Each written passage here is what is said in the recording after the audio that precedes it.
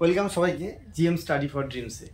অনেকের রিকোয়েস্টে বহুদিন ধরে অনেকে রিকোয়েস্ট করেছে ইডব্লিউএস সার্টিফিকেট এবং এর কাট অফ বা এর সমস্যা এবং কি করলে কীভাবে ফর্ম ফিল আপ করা যায়, কীভাবে অ্যাপ্লাই করলে কারা অ্যাপ্লাই করতে পারবে, সমস্ত ক্রাইটেরিয়া, প্রোজ অ্যান্ড কনস সমস্ত কিছু এই ভিডিওতে আলোচনা করব। প্রথম থেকে লাস্ট পর্যন্ত দেখার জন্য অনুরোধ রইল। সবার আগে আমি একটা কথা বলবো, যারা প্রথম দেখছো সম্পূর্ণ ভিডিওটা দেখবে এবং ভিডিওটা ভালো লাগলে অবশ্যই একটা কমেন্ট করবে এবং সাবস্ক্রাইব করবে। সবথেকে বড় কথা, এই যে আবেদন করা ইডব্লিউএস সার্টিফিকেটের ফুল ফর্মটা কি? ইকোনমিক্যালি উইকার সেকশন, এটাকে আমরা বলি। কারা একমাত্র এটা করতে পারবে? ওয়েস্ট বেঙ্গল ইডব্লিউএস ক্যাটাগরি যারা ইউআর আছে, যারা আনরিজার্ভ যারা আছে জেনারেল, তারাই একমাত্র এটা অ্যাপ্লাই করতে পারবে। আর ফ্যামিলি ইনকাম কত হবে? 8 লাখ টাকার মধ্যে হতে হবে। ভালো করে দেখে নেবো কী কী ক্রাইটেরিয়া আছে। West Bengal EWS family income 8 lakh টাকার মধ্যে হতে হবে বছরে।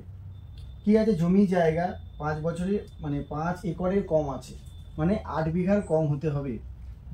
কৃষিকাজের জমি থাকলে আবেদন করতে পারবে। কৃষিকাজের জমি যেটাকে বলা হয় শালি জমি। শালি জমি থাকলে তুমি এটা অ্যাপ্লাই করতে পারবে, আপনি এটা অ্যাপ্লাই করতে পারবেন। তাহলে দুটো ক্রাইটেরিয়া, ভেরি ইম্পর্টেন্ট দুটো ক্রাইটেরিয়া আমি শেয়ার করলাম। এবার আবেদন করার কিছু রুলসের মধ্যে দুটো নিয়ম আমরা জেনে গেছি। আর রেসিডেন্সিয়াল 1000 স্কোয়ার ফিটের মধ্যে হবে, যে জায়গাটা তুমি থাকো সেটা ফ্ল্যাট হতে পারে, হয়তো তুমি কোনো ফ্ল্যাট কিনেছো তোমার বাবা, সেখানে তুমি থাকো, সেটা 1000 স্কোয়ার ফিটের মধ্যে হতে হবে, তবেই তুমি অ্যাপ্লাই করার যোগ্য। আর যারা এসটি, এসসি, ওবিসি এই সমস্ত কাস্টে বিলং করে তারা ইউআরের এই ক্যাটাগরির মধ্যে আসতে পারবে না। ইউআরদের আলাদা কোনো ফেসিলিটিস নেই, সব কিছুতে তাদের স্ট্রাগল করতে হয়, লড়াই করতে হয় নিজের জায়গার জন্যে। নিজের নাম কাট অফ অনেক বেশি তাদের হয়, সেগুলো থেকে তাদের জন্যই একমাত্র এই ইডব্লিউএস সার্টিফিকেট করার সুযোগ রয়েছে।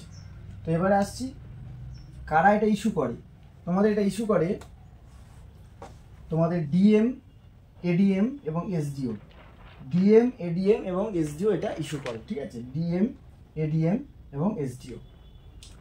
এবার আসছে কি ভ্যালিড 1 ইয়ার, এটা 1 বছরের ভ্যালিডিটি থাকে। ফিনান্সিয়াল ইয়ার শুরু হয় 1 এপ্রিল থেকে আর 31 মার্চ পর্যন্ত ভ্যালিডিটি থাকে। ভ্যালিড 1 ইয়ার, 1 ফিনান্সিয়াল ইয়ার। এবার আমাদের জানতে হবে কি কি ডকুমেন্টস লাগে। সেই ডকুমেন্টসগুলো থাকলেই অ্যাপ্লাই করলে তবে এই ফর্ম ফিল আপটা করা যায়, বা ফর্ম ফিল আপ এই সার্টিফিকেটটা করা যায়। সেগুলো কি?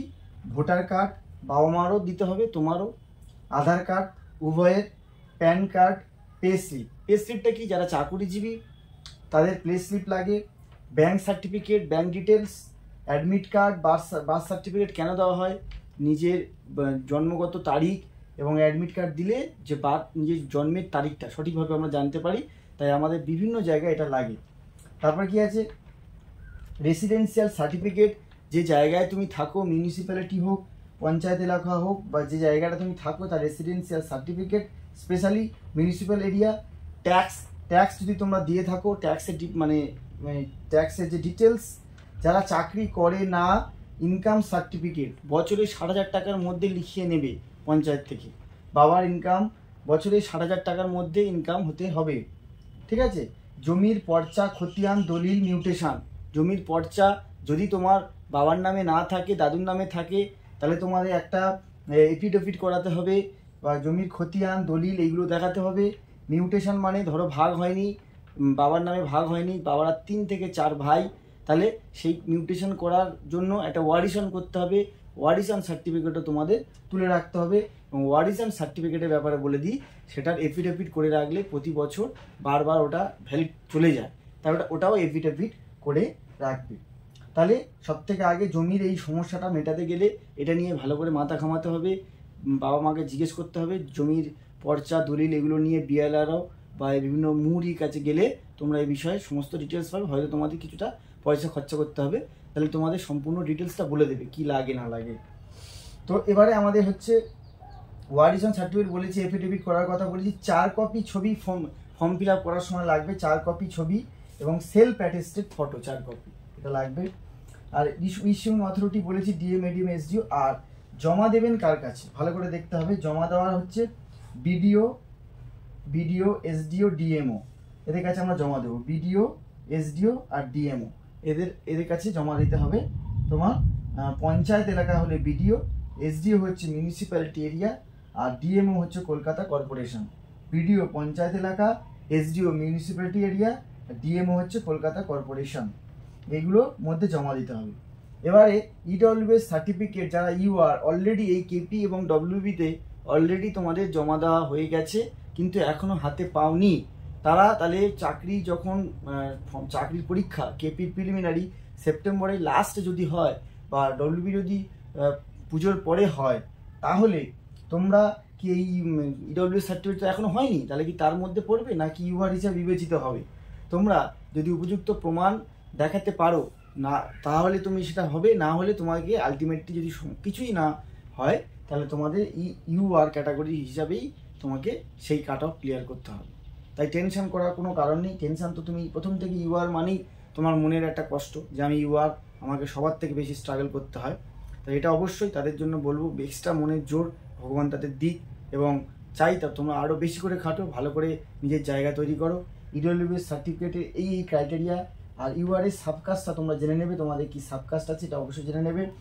ফ্যামিলি ইনকাম 8 লাখ টাকার মধ্যে হতে হবে বছরে, জমি জায়গা 5 একরের কম মানে 8 বিঘারও কম হবে, কৃষিকাজের জমি মানে শালি জমি থাকতে হবে। এগুলো আর বিভিন্ন documents, voter card, Aadhaar card, PAN card, pay slip, bank certificate, admit, birth certificate, residential certificate, যারা চাকরি করে না তাদের ইনকাম সার্টিফিকেট, জমির দলিল পর্চা, 4 কপি ছবি আর 1 ফিনান্সিয়াল ইয়ার, এই জিনিসগুলো লাগবে। ঠিক আছে, ইডব্লিউএস সার্টিফিকেট অবশ্যই করে নেওয়া তোমাদের জরুরি। কী কী লাগবে না লাগবে সবই তোমাদের সাথে শেয়ার করলাম। এবারে আরেকটা কথা বলি, ইডব্লিউএস সার্টিফিকেট ছাড়া যাদের এসটি, এসসি, ওবিসি, যেন এসসিরা 5 বছরের ছাড় পায় আর বাকিরা ওবিসি হচ্ছে 3 বছরের ছাড় পায়, এরা জানো।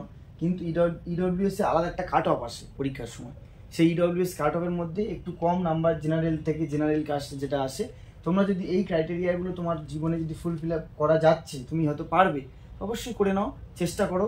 এবং যদি কোনো কারণে কেউ আটকে দেয়, তোমার সরাসরি বিডিও সাহেব, বিডিও স্যার যিনি আছেন মানে আমাদের বিডিও, তার কাছে গিয়ে কথা বলবে। এসডিওর আন্ডারে যিনি আছেন এসডিও স্যারের সঙ্গে কথা বলতে হবে, আর ডিএমও এসডিও স্যারের সাথে কথা বলতে হবে। ডাইরেক্ট স্যারের অফিসে গিয়ে কথা বলতে হবে যে আমার স্যার এটা চাকরির ব্যাপার, জীবনের অনেকটা ভাইটাল পার্ট, আপনারা যদি একটু হেল্প করেন তাহলে খুব ভালো। তাহলে এইভাবে গিয়ে বললে অবশ্যই তোমাদের যেটা পূরণ হবে। তো জিএম স্টাডি ফর ড্রিমসের তরফ থেকে এরকম অথেন্টিক আরও তোমাদের আপডেট এবং হেল্প করবো, সবসময় এরকমভাবে আছি।